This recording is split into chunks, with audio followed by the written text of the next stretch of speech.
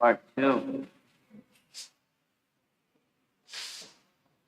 What we heard yesterday morning, and then again this morning, one class combined together. And it's a lot to digest. One of the things that was questioned yesterday, compliments of Shetru, but we now have some maps. And the first of the maps is the state of Karnataka. And if you look closely, you can see southeast there's Tamil Nadu, due east there's Andhra, due north there's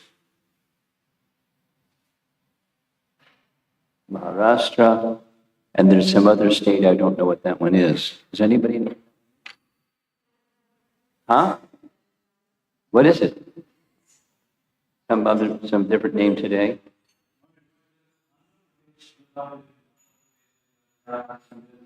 They're one entity. Really? No kidding. Okay. Okay. Historically, this southwestern coast, which lies on the narrow coastal plain of Karnataka, there's Goa down there, and Kerala, between the Western Ghats Range. You all know what Western Ghats Range is, I hope, because I don't. It's a range of mountains that runs north and south. And the Arabian Sea is also known by the name Malabar Coast. So it covers a big area. And the Malabar region is also known as Parashram Kshetra. Since ancient times it has been known. So here's a nice painting of Parashuram. Parashuram, after accomplishing his mission of relieving the earth from the tyranny of wicked kings, wanted a secluded spot for his own retirement. I don't know if he retired, but he requested the ocean for a strip of land, an extent that could be measured by the throw of Parashuram's battle axe was granted to him in response to his wish. So what did he do? He threw his battle axe, and during his flight, it covered this area, Malabar region, so it's also known as Parashurama Kshetra. So those several states, or Malabar, this terminology and connecting with maps. So here's a map that shows Udupi, they're right in the center of the map, and Malpe, which is along the coast. So we heard yesterday, we wanted to know where are these places. So here's these places. Madhvacarya, from the boat that was coming from Dwarka, etc., there's details. He received a chunk of clay or chandan, and when it opened, there were 3 deities inside. And one of the deities was the deity of Balaram, and this deity of Balaram is pictured here. It's in Malpe. You see where it is in relation to Udupi. And then there's another place due south called Yermal, and that's the second of 3 deities, the deity of Janardana, and it was installed in Yermal, quite a distance from Udupi, 20 kilometers. And then there's Udupi Krishna.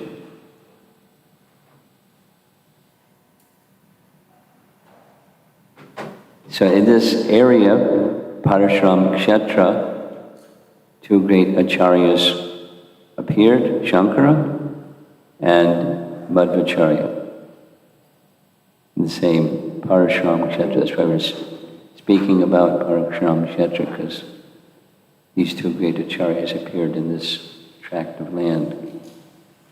There's a same painting as you see on the left of Shankara. Here's a similar one, Shankaracharya. And some detail, he was born near Cochin, in a place known as Kaladi. And the exact dates of the birth of Adi Shankara is not known, but it's believed around 491 BC, or the Madhvas say around 500 BC. And in Puri they have a different date, and Kanchi they have a different date, and there's different dates, so it's not really clear. However, controversy, no. Modern scholars date Shankara around 780 AD. Modern scholars.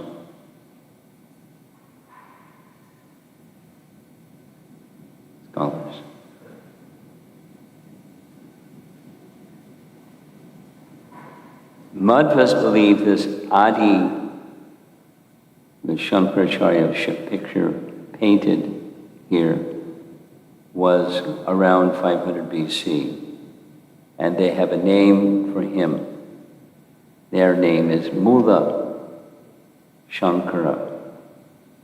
And they say the other one is a different Shankara. Adi Shankara. Mula Shankara and Adi Shankara. So here's a text. This is pretty much a cut and paste from Shamakund. There's a section of Padma Purana that speaks of an associate of Lord Shiva, which is different than Shiva Purana, but Padma Purana says an associate of Lord Shiva was sent by him to spread impersonalism. And they know him as Mula Sankarshana, and they have his dates. The Adi Sankarshana is a different person, two different Shankars, according to them. And the former is the one, spread impersonalism, Bhajagovinda, etc. The latter, according to the Madhvas, is a sinister person. And here's the section from Padma Purana. Mayavadam asach chastram. So there's the Sanskrit, I don't have the English. Here's the English translation. The Mayavad philosophy, Lord Shiva informed his wife Parvati, is impious, or asat shastra, or asach shastra. It is covered Buddhism. Padma Purana. My dear Parvati, in Kali Yuga I shall assume the form of a Brahmana and teach this imagined Mayavad philosophy in order to cheat the atheist. I describe the Supreme Personality of God to be without form and without quality. Similarly, in explaining Vedanta, I describe the same Mayavad philosophy in order to mislead the entire population towards atheism by denying the personal form of the Lord. So that's the section of Padma Purana that Madhvas say this is Mula Shankaracharya, or Mula Shankara. And they see the other one, this is the other person. Here's a reference, nice painting too. Shiva Purana. Krishna says to Lord Shiva, in Kali Yuga, mislead the people in general by propounding imaginary meanings for the Vedas to bewilder them. So two prominent personalities appearing in this same region, Purushottam, Parashurama Kshetra. So that's the section for today. What happened?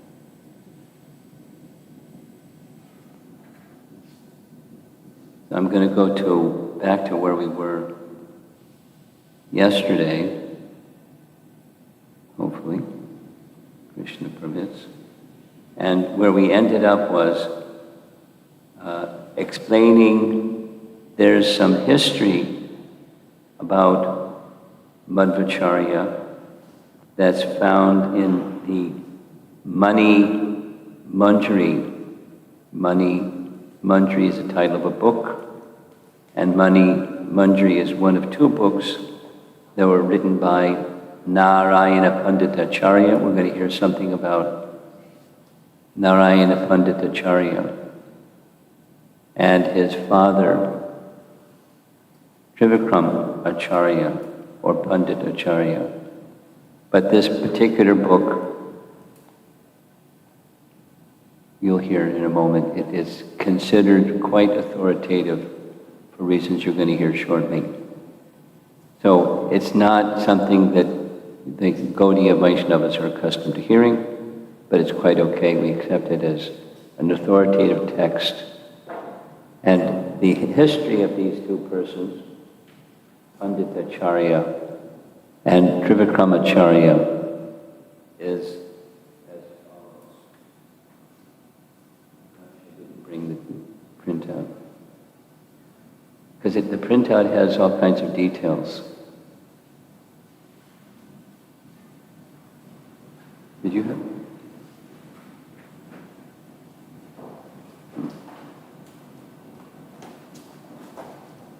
Keeping track of all the little pieces is a bit of a challenge.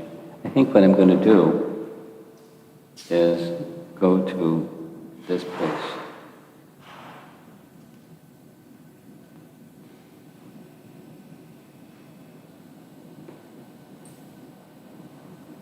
Oh, look at this. You can see the thing on your screen.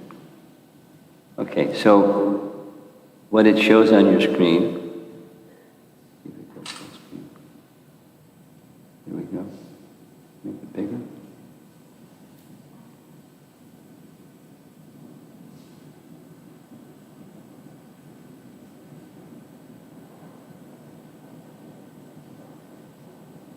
More than make it bigger. Okay. In the area around Udupi, this is some background about these two authors, Panditacharya Narayana Panditacharya and his father. So the history goes back. This is around the time of Madhvacarya. There was the father of two brothers. The father of these two brothers was Dikichu Subramanya Suri, a Brahmana, Advaita Brahmana. He had two sons. The elder was Trivikram Panditacharya, and he had a younger brother. His younger brother was Shankara Bhatta. So Shankara Bhatta, the younger brother, contemporary of Madhvacarya. This is just to give some background on the authenticity of what they're going to write. That's what we're doing right now. Who these people are, who these great acharyas are, thus the authenticity of the life of Madhvacarya. So one became an ardent student, disciple, and student of Madhva.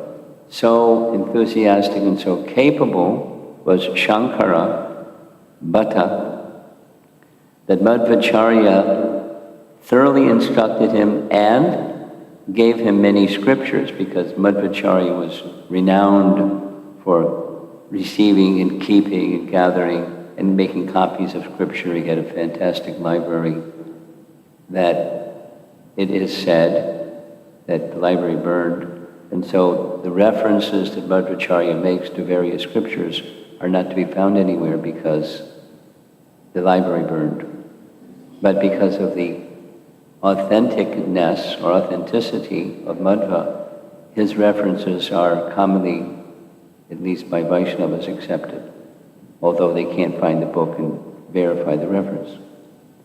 So he, Madhva, gave to this younger brother, Shankara Bhatta, many scriptures to study and make copies of and become very conversant in, because the younger brother had access to those books and the teachings of Madhva, directly from Madhva. That gave access to his elder brother, Trivikram. Trivikram, Panditacharya, according to the history of that time, during his time, he became the most celebrated scholar in the whole southwest region of India. He was before he became Madhva's disciple. And he had at the same time, so he wrote some texts. There were celebrated texts. You know, if they had printing presses at that time, we probably would have sold out. But, you know, it was just a popular, he was a very renowned person. He wasn't yet a disciple of Madhvacarya. But he was an amazing philosopher. There was someone in the Puri area, his contemporary, that was considered similar to him on the eastern side. He, Trivikramacharya, was the chief pundit of a king of Karsha.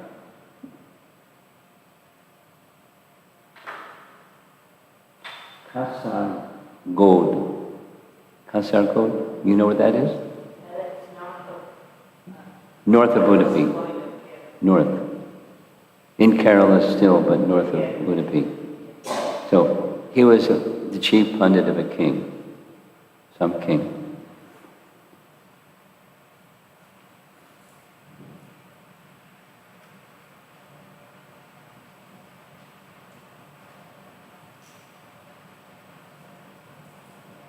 There was another, here's the other name, Shobhana Bhatta, on the eastern side of India, contemporary.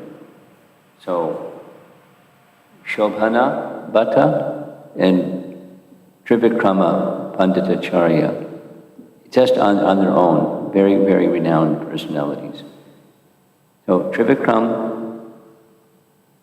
also studied, because he was a great scholar, he studied the writings of Shankaracharya, the Advaita, and his father was an Advaita Brahmin. So he had, some exposure to that, but he was disturbed because he found many inconsistencies.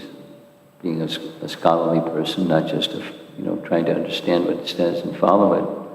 He was a critical and an analytical person. Now there's a term that's introduced here that Prabhupada discusses in Chaitanya Charitamrita. Now we're in a little bit more familiar territory. There's a term that says there are three main categories of scriptural texts that form the foundation for anything to do with scriptural teachings. The Nyaya Prastha, specifically in Vedanta Sutra. Nyaya Prastha, right from Chaitanya Charitamrita. You want to look it up later. I don't have the reference. Nyaya, here it is. Adi 7:106. Adi 7:106. So there's Vedanta, Nyaya Prastha. There's the Upanishads, Jnana Prastha or Prasthana. and then Shruti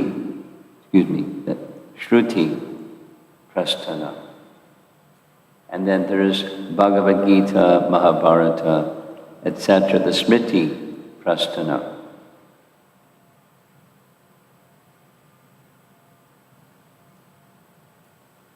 Yeah. So, Nyaya, wish I had my printed out copy. Shruti, that's the Upanishads, and Smriti, Gita, Mahabharata, and the Puranas. So Shruti, Smriti, Puranadi, that phrase from our teachings, Pancharatriki Vidimbina. So he,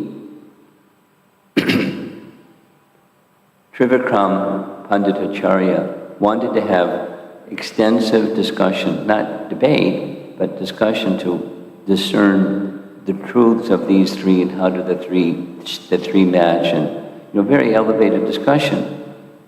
He was eager for that. In the course of time, through his younger brother, he had access to Madhva's writings, as well as some of the library that Madhva had entrusted to his younger brother.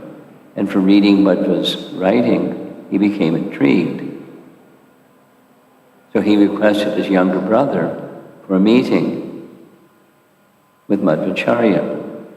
They had a meeting, and for 15 continuous days, they probably, took rest at night, but for 15 continuous days, they had discussions. At the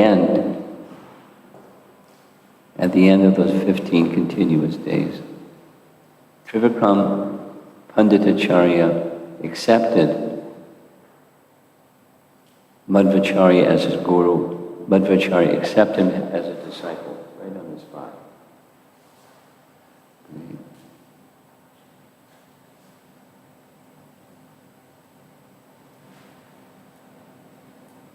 Then, Trivikram Panditacharya, apparently there was no name change when there was Diksha given. He found that Madhvacarya's writings on Vedanta Sutra were very terse, like tight and succinct. So he requested Madhvacarya, can you expand your writings on Brahma Sutra to oblige his very qualified disciple? He did that. He wrote a second commentary on Vedanta Sutra. According to this history, there are 555 verses in Vedanta Sutra, or sutras in Vedanta Sutra. And he extensively wrote 900 verse or sections commentaries on those 555. And later, one of the persons in the line of Madhvacarya wrote a commentary on that, the extended commentary of Madhvacarya. So it's very high scholarship activity. And in order to compile this extended 900 verses commenting on Vedanta Sutra, according to history, Madhvacarya had four very qualified disciples. And he brought them in one by one, and he would instruct them extensively on one at a time, on 2 or 3 verses, and then they went to a separate place, and immediately the second one came to hear the next 2 or 3 verses, and they went to a separate place to put it all together. They had no recording devices, they just had good memories, and they wrote it all down, and in this way, he did it very efficiently for secretaries vastly learned that could reproduce everything that he had said. That was the technology of the time. It was intelligence and good memories.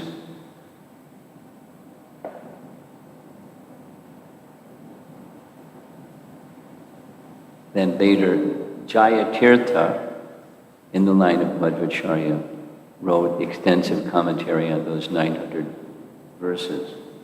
The 900 verses, or 900 sections of his commentary, is called Anu Vyakyana Nyaya Vyakyana, because it was considered this is Nyaya Prasthan. You're familiar with that term, yes? Nyaya Prasthan, Shruti Prasthan, Smriti Prasthan. So it's called Prasthan Traya. And the foundation of establishing truth must rest upon those three. That was the standard. Still the standard. Then something very interesting happened. Madhvacarya received his three deities chronologically later, and then he was worshipping his deity of Krishna. He had composed 12 stotras, prayers glorifying Krishna deity, and while he was worshipping the deity, it became tradition that persons outside of the deity room would recite again and again 2 or 3 of the prayers. Apparently they weren't short prayers, they were some comprehensive prayers, and they would recite them. And then when the deity worship was completed, the door would open. And that was a standard procedure for quite some time. One particular day,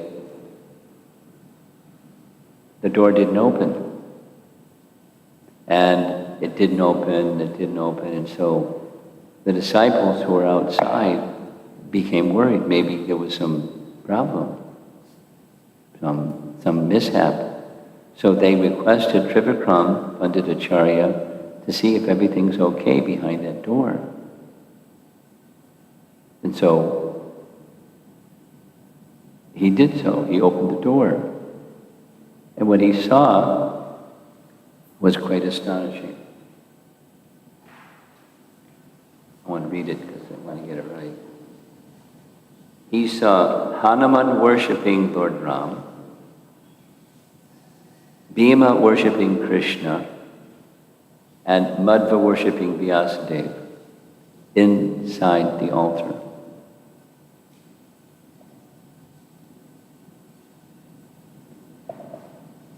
It was big news. And following that experience, Trivikram Panditacharya began composing a set of prayers, Hari Vayu Stuti, glorifying Vayu, Madhvacharya, Hanuman, and Bhima.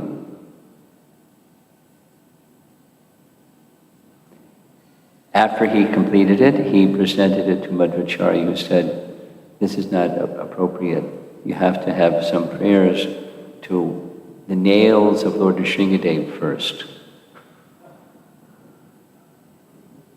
So he made that adjustment. Naka Stuti. Naka, nails. Prior to and after these 4 sections. And then Trivikram Panditacharya wrote his own commentary on the original of Madhva's Brahma Sutra commentaries, called Tattva Pradeep. And then Trivikramacharya had a son, and that's this Narayana Panditacharya. So both the two, the father and son, these names are mentioned together often, Trivikramacharya and Narayana Panditacharya, accompanied Madhvacarya here and there. And they had, according to the commentary here, had ample opportunity to examine and experience the association of Madhvacarya very intimately. So they're intimately aware of his character, his qualities, his everything. And they had access to his books, his writings also. So therefore, all of this is some background saying what they wrote, specifically Narayana Panditacharya wrote these two books. Remember the names of the two books? Mani Manjari. Let's go back to the text. Mani Manjari is the life of Madhvacarya before his birth and up to his birth and things leading up to it. The whole point of all of this is there's a lot of authenticity behind these words of what you're about to hear. It's drawn from Narayana Panditacharya's writing. Now to me, for probably all of us in the room, never heard any of this before. But here we go. This is from his Mani Manjari book. After the Mahabharata war, we heard about the king of Udupi and what he did, etc. After the Mahabharata war, having realized that they could not defeat Krishna and Bhimasena, again, Bhima having very special place in the life of Madhvacarya because of their connection with Vayu. The people with demoniac mentality made up their mind with much more hatred to spoil the real meaning of the Vedas and other related scriptures, motivation, antagonizing Bhima and Krishna. Now, anyway, I'll just carry on. It's taken from this Mani Manjari text. This is the view of these two principal persons intimately connect with Madhvacarya. And there's a little drawing of Shakuni. You know who Shakuni is? Those perverted beings assembled in a secret place and had deliberations on how they could destroy the valid knowledge derived from the Vedas. Shakuni, the presiding demon for Dvapara Yuga. Don't ask me about that one. It's in his book. Having been instigated by Chanakya, the son of Charvak, represented the following which Shakuni thought to be the main strategy. So there we see the two persons, Krishna and Bhimasena. He thought, I cannot defeat either Bhimasena or Krishna. For all devotees, Krishna is God. Bhima is the spiritual master, while Draupadi is the patron deity of all the Vedas and sacred scriptures. There's some history, which I don't know, that along with Bhima, Draupadi has some special place. Of course, she's the wife, one of the wives of Bhima. But the patron saint, patron deity of all the Vedas, Draupadi. If this knowledge is destroyed in the minds of devotees, Krishna's devotees, they, Krishna and others, will be in distress. This is how we can take revenge on them. Therefore, some of us should take birth on earth and enter the minds of scholars or commentators of the Vedas. Let the Vedas be destroyed. It's a strategy to get back at Krishna. Let the right knowledge of the Vedas be distracted by interpreting the scriptures illogically, resulting in many schools of thought, confusing the valid knowledge. Sounds pretty demoniac, right? As our aim is to plague Krishna and Bhimasena, we need not worry about atheists, as they were not accepted by theists. So we have to worry about Krishna and Krishna followers and disturb their mind. We have to worry about atheists because they're kind of not respected anyways. The scholars whose minds were polluted in this way propagated the doctrines of. So here's the three primary doctrines, Shukuni's strategy with his other friends. Unreality of the world, or Sat Asat Vilakshana. This is from their book, Mani Manjari. A special state which is neither real nor unreal, but is different from both.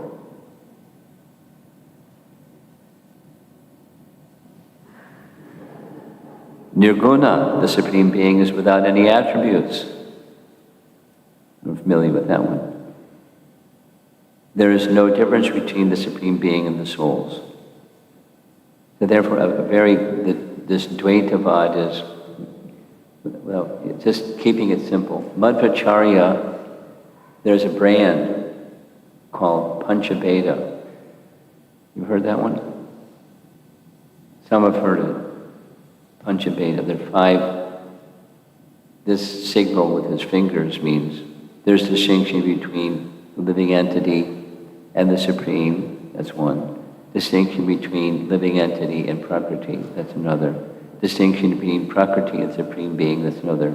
Distinction between Supreme Being and nature, and distinction in varieties of nature. Did I cover them all?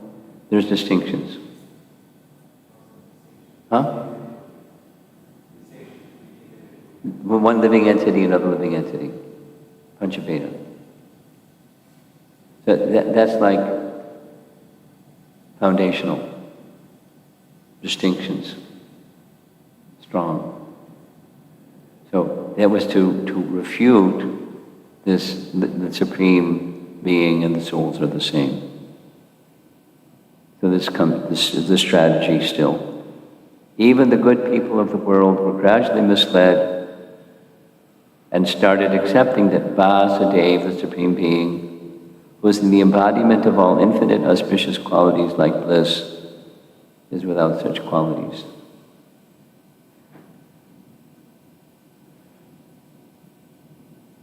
In this slide, that book is in the lower right corner.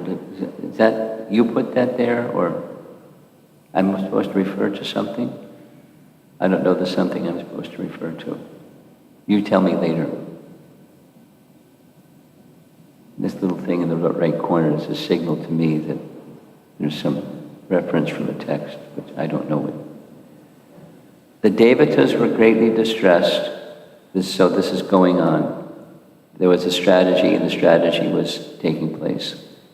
The Devatas were greatly distressed and took Brahma in the lead. Remember, this is a book by Narayana Panditacharya, representing who is Madhvacarya. And they wanted Brahma to help them alleviate the distress from Narayana, the giver of liberation.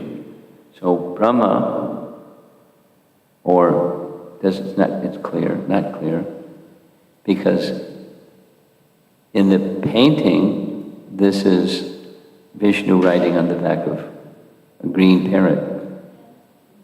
It's supposed to be Garuda.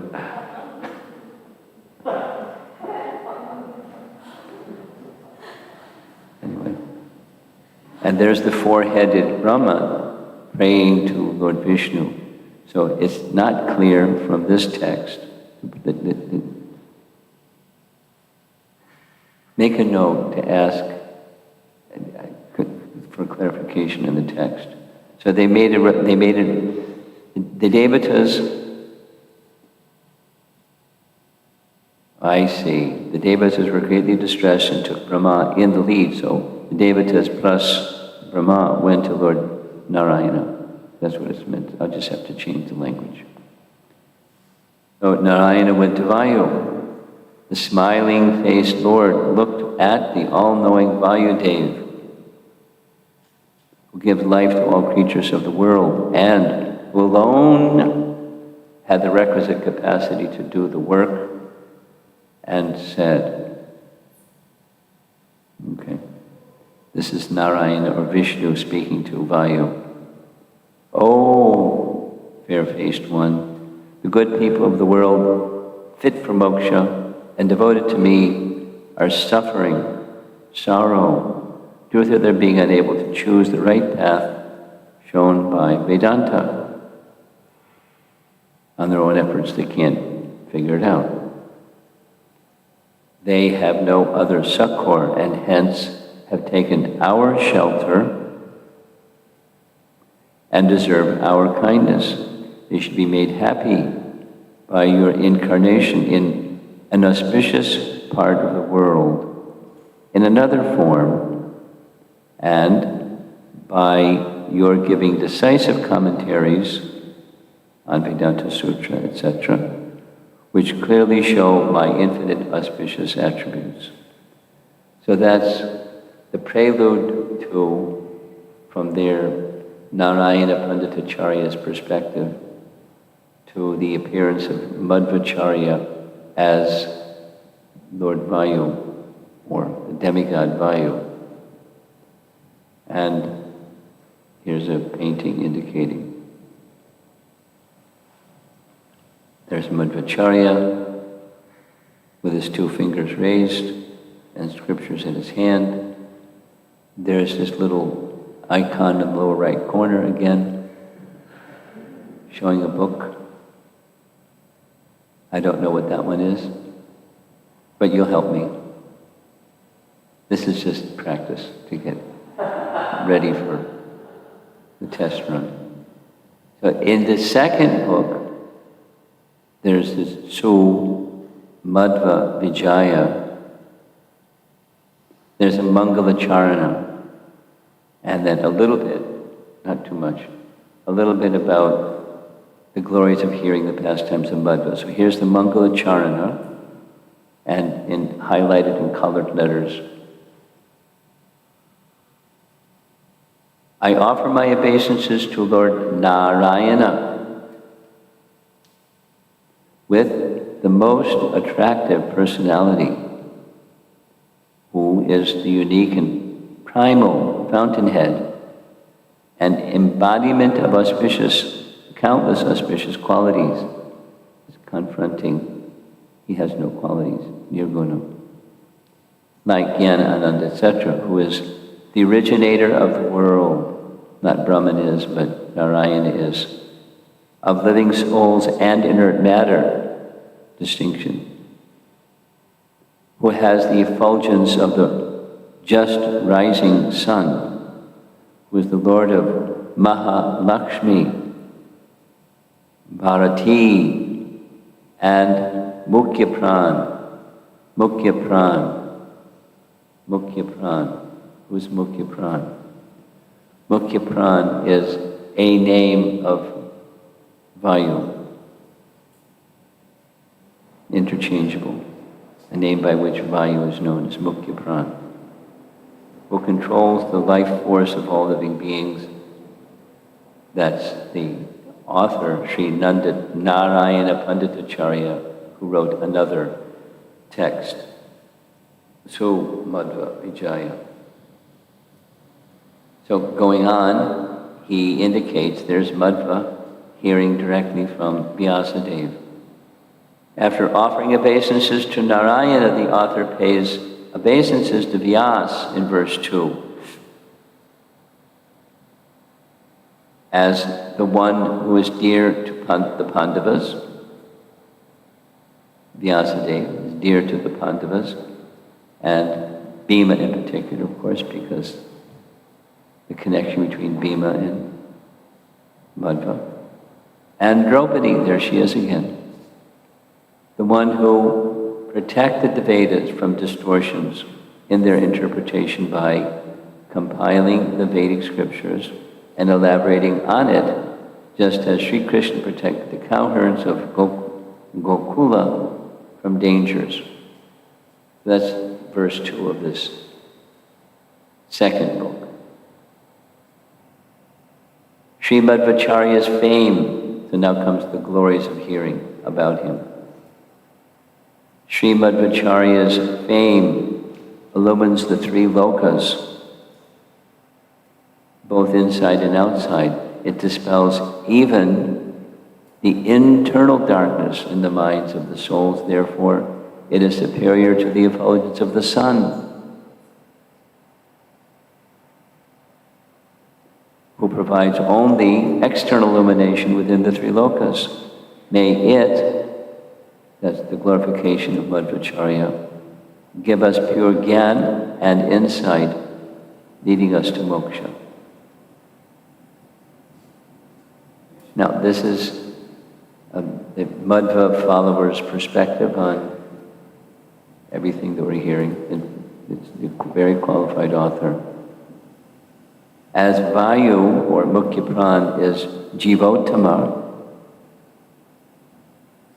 so make sure you catch this. Vayu is Jivottama, and from their perspective.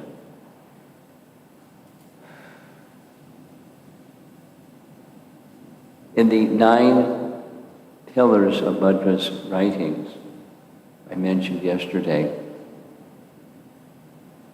even the goddess of fortune, Lakshmi, is in the category of Jiva, and Vayu is placed even above Lakshmi.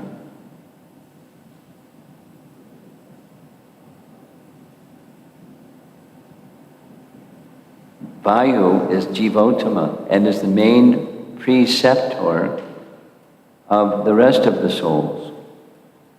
Knowledge of his greatness leads to devotion, both in him and in God, thus leading to salvation. So this is showing, the painting is showing Madhva worshipping Udupi Krishna.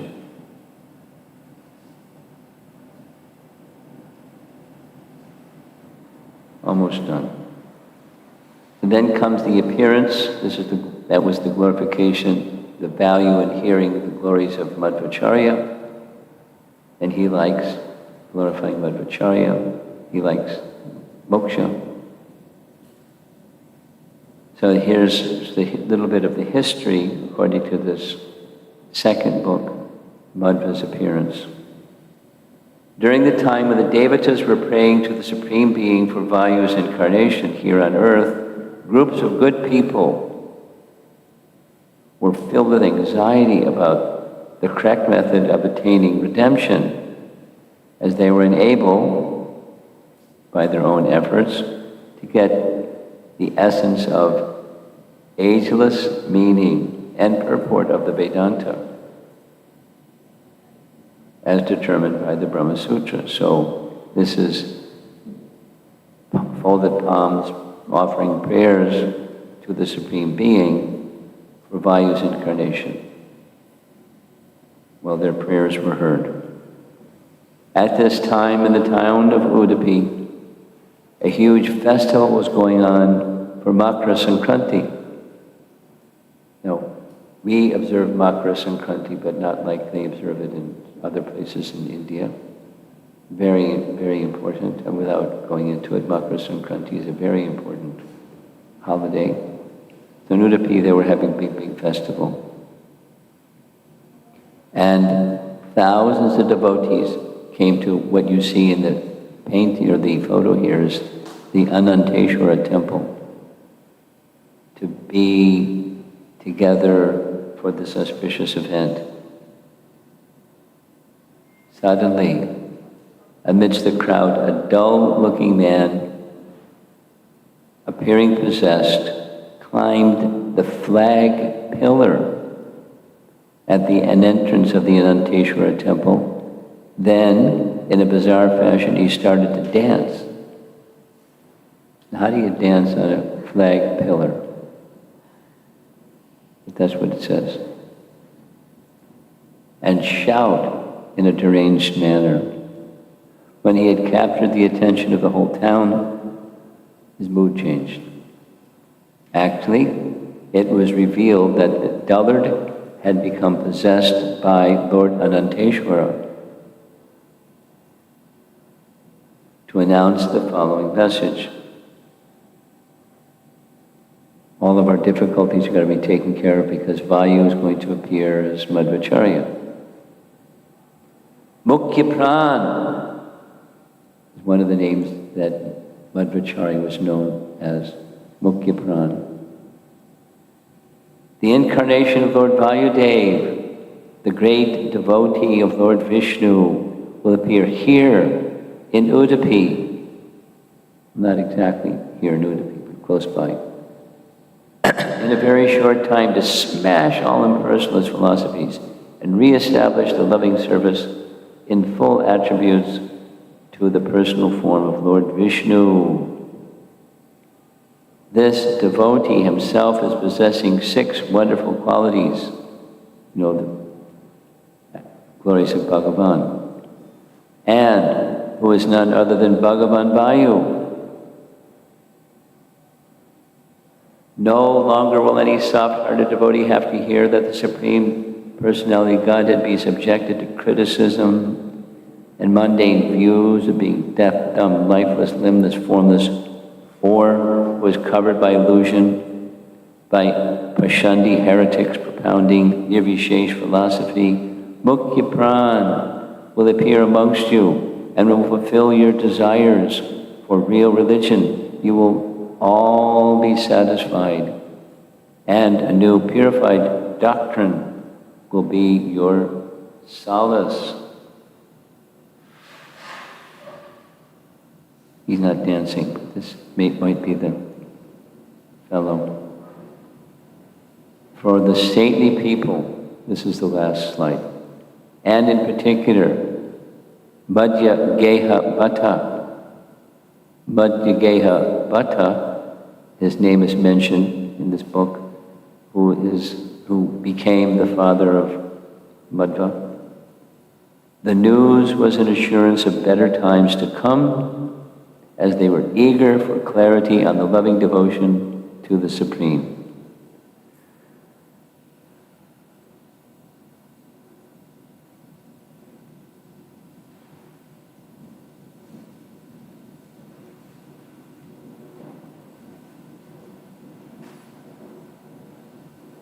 It's a lot of new information.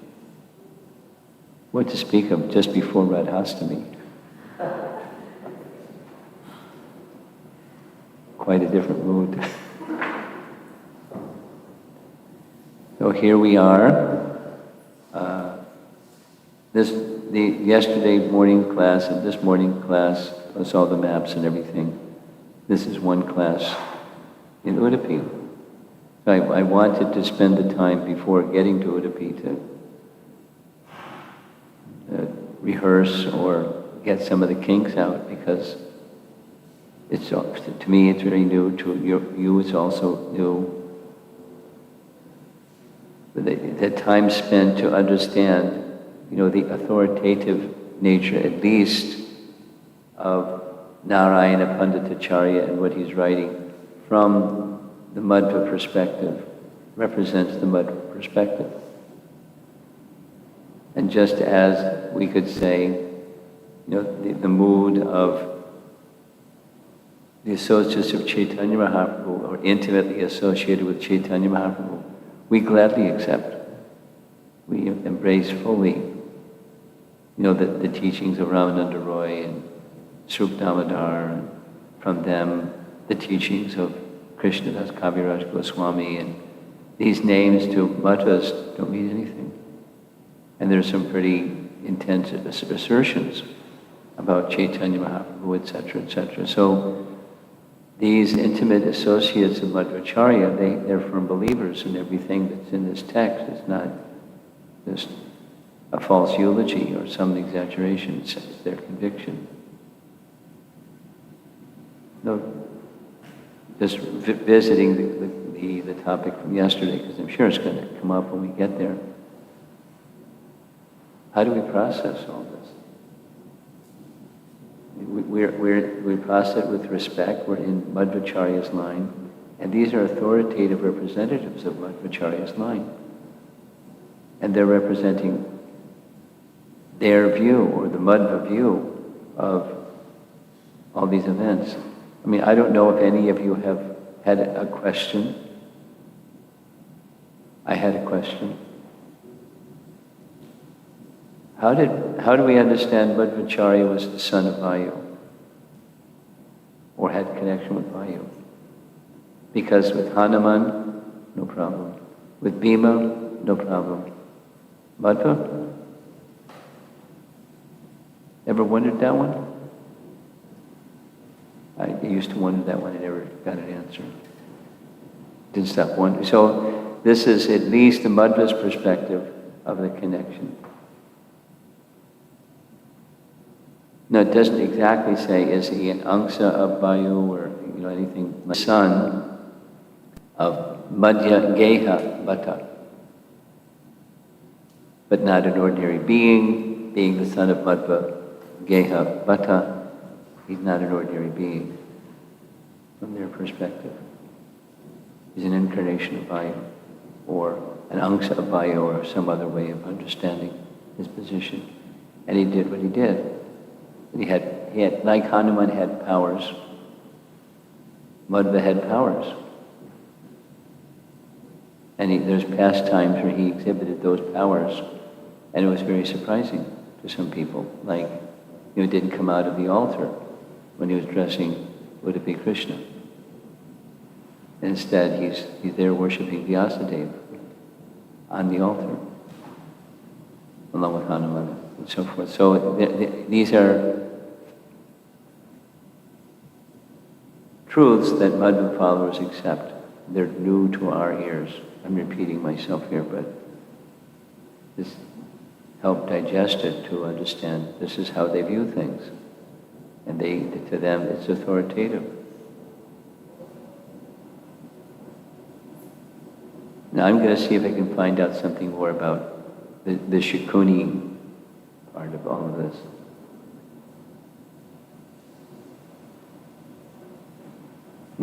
The ruling deity of Dwapara Yuga, that's new.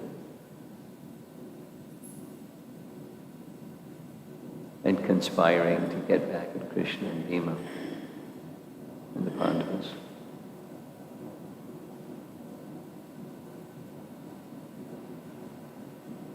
To be continued. Any discussion?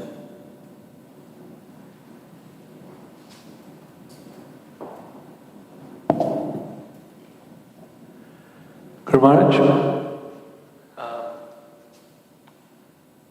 do the Madhva followers have a clear perspective on how they see Gaudiya Vaishnavism that's in their disciplic succession? I don't know how they see the Gaudiya Vaishnavas. I don't know.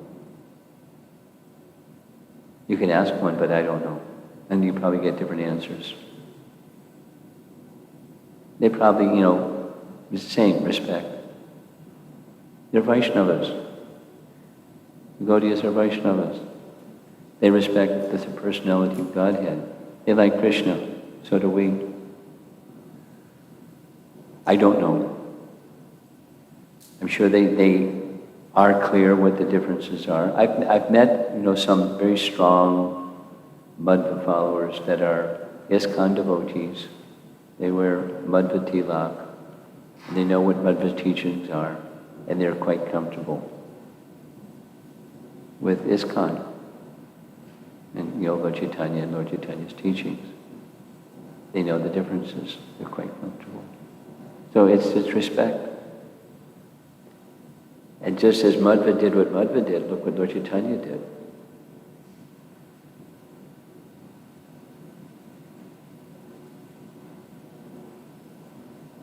So they're proud of Lord Chaitanya. He's in our line. Look what he did, etc. I'm sure they have a different take on a lot of things. It's okay. But that's the best I can do. Something else? Yeah, another question is, so Lakshmi Devi is seen below, that's my understanding. I haven't read it, but that's my understanding. Yeah. Vayu is at the top. I guess my question is, how do they see the divine potency of the Supreme Being, or the feminine potency of the Supreme Being? When they look at Krishna, they don't worship Radha with Krishna. Then who is or what is, and how do they regard that feminine portion of God? It's not clear to me. You have an answer to that one? How do they see Shakti Tattva, is the question, basically. Because they focus so much on difference. The Lord is, from what I understand and heard, that the Lord is the Lord, and He has no other, like we say oneness and difference, and so the Shakti is the oneness part. Well, the Lord is energies, and therefore the world is also, it's different from the Lord, but also one. But Madhvacarya is saying, no, only different. Yes. And so therefore He cannot have energies. Yes. He's just the Lord. Yeah. So everything else has to be other elements, other tattvas. Lakshmi Devi is Jiva tattva. The world, Prakriti, is another tattva. These are separate entities that exist separate. They're not a place for Shakti Tattva. It's these different categories. Panchabheda. That's the emphasis. So, it's just, as far as my understanding is, it's just not part of their conversation or teachings. Lakshmi, the goddess of fortune, is in a category different than Lord Narayan.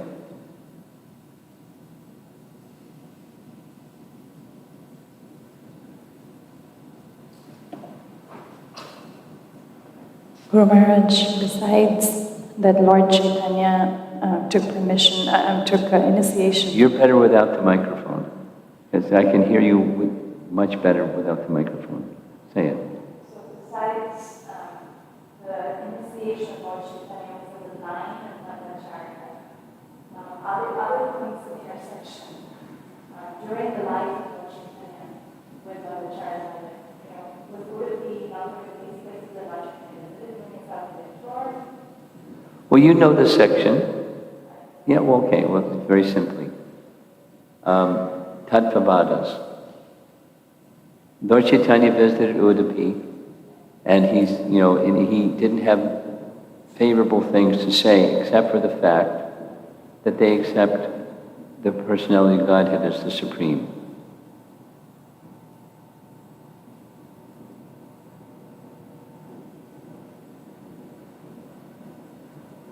And a lot of dispute towards others was not, he didn't favor that so much. What's the term that's used in Chaitanya Charitamrita? The term, when Chaitanya Mahaprabhu visited Udupi, and there was a term in Chaitanya Charitamrita, which I'm not remembering, indicating their teachings, something. You familiar with what I'm speaking about? You want to look it up? Tattvavadis? Maybe that's it.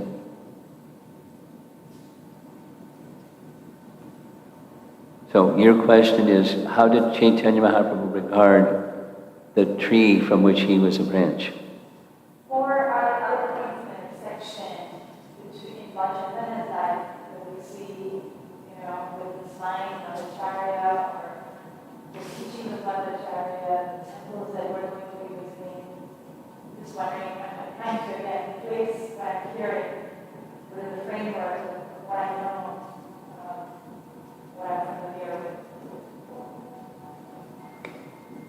I'm not sure what your question is, and I'm not able to respond because I don't understand what your question is.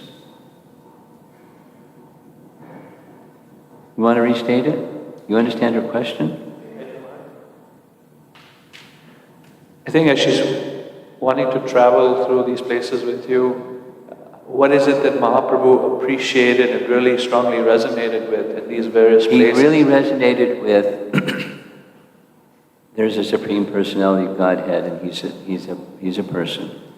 And that's what he really resonated with. Bhakti. And this other term is Tattvavada. That's now sinking back into my memory. And so it's the Panchabheda method of understanding truth. Panchabheda, these 5 differences. And so there's the living entity, Prakriti, and Jiva. And their teaching rests on, so thus, Tattvavada. And there was a purpose, and it was fulfilled. The purpose that was fulfilled was restoring.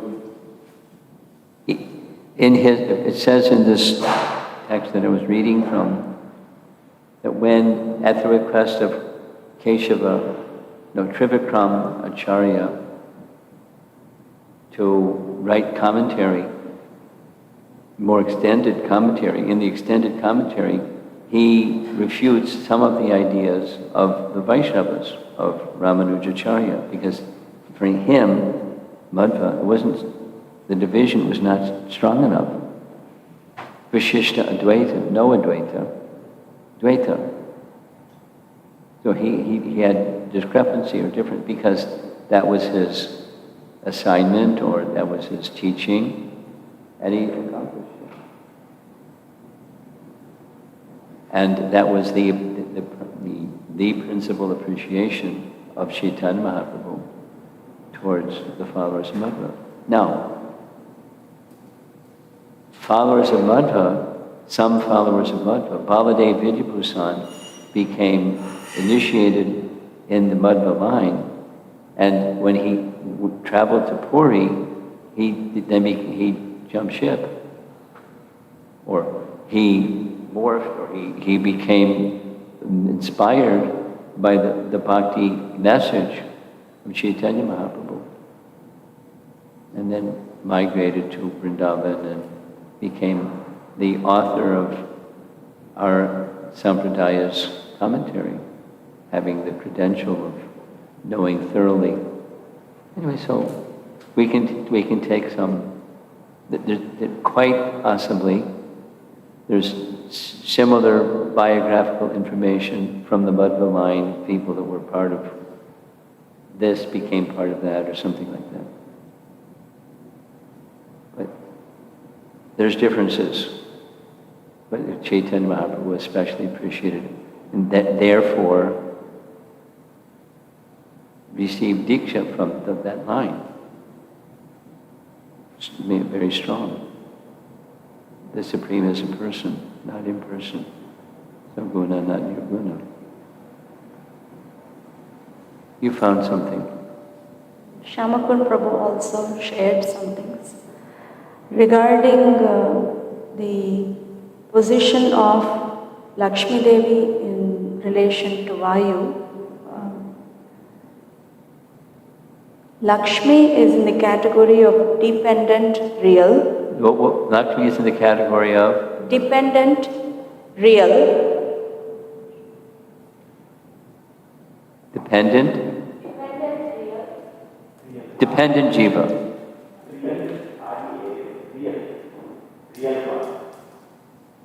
A real jiva.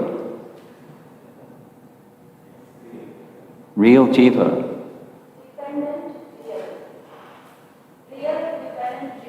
A real dependent jiva. There's some other ones?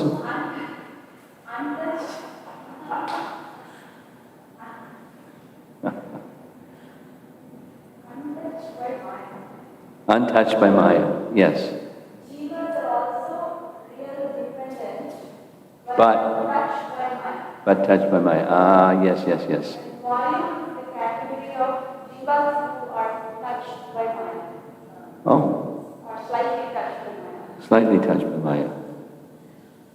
And then the Vayu and all the dependent reals, they worship Lakshmi Narayana, as Lakshmi is the foremost of the dependent reals. Foremost of the Dependent reals. dependent real jivas. Foremost, untouched by Maya. And Narayana is independent. Yeah, okay.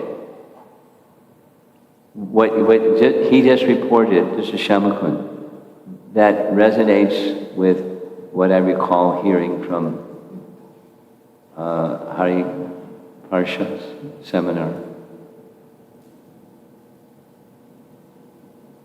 There's one independent, and then there's a real dependent, untouched by Maya, and then there's a real dependent, touched by Maya. The top of the totem pole is Vayu. Yes? And there are Sanskrit words that for dependent real, not touched by Maya. Really? Sanskrit word is dukkha asrishta. Okay. And touched by Maya is dukkha asrishta. Okay, so that's liberated and conditioned. Sanskrit terms. More?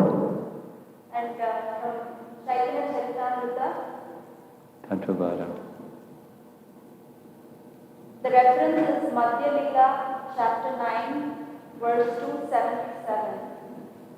The Lord Chaitanya tells that the only qualification that I see in your sampradaya is that you accept the form of the Lord as truth.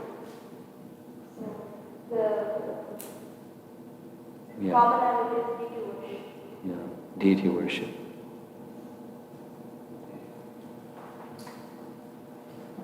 In the same chapter, Maharaj, text 245, it says Mahaprabhu next arrived in Udupi, the place of Madhvacarya, where the philosophers known as Tattvavadis resided.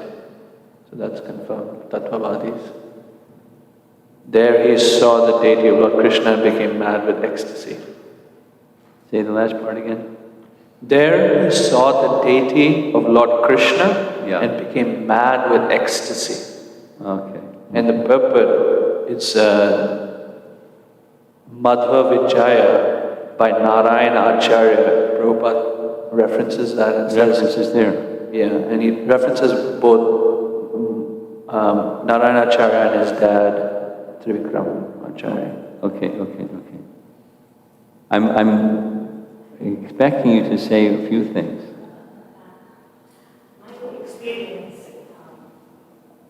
My experience growing up in that region was that, I don't know, this kind of details about Lakshmi and Jivas, that was not the focus at least for me.